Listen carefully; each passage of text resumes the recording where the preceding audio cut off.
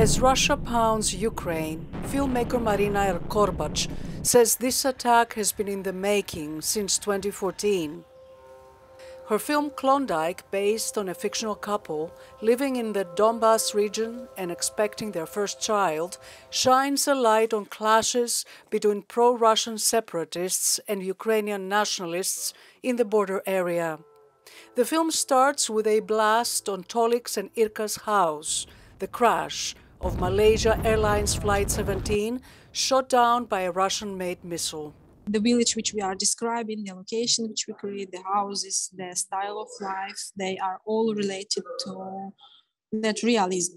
Klondike captures the increasing tension in the area as separatist forces and mercenaries escalate their attacks. Tolik wants to leave the area, but his wife Irka, in the last stages of her pregnancy, refuses to abandon their home.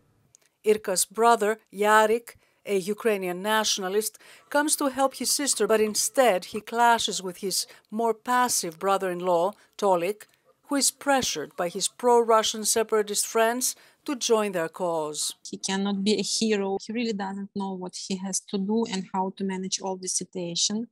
And Yarik, yes, he is new generation. He's maximalist. He wants to fight. He wants to war against soldiers are against enemies, and he wants to win. He wants to own land. He wants to protest. He wants to be loud. He wants to be visible. The filmmaker says the enmity between the two brothers-in-law is symbolic of an ongoing fratricide in the region. Klondike also offers a feminist message through the character of Irka, the strongest of the three individuals, who keeps her family together and is preparing to give life in the face of imminent death. Maryna Er Gorbach says when she started making this film, ironically, Ukraine was not much in the news.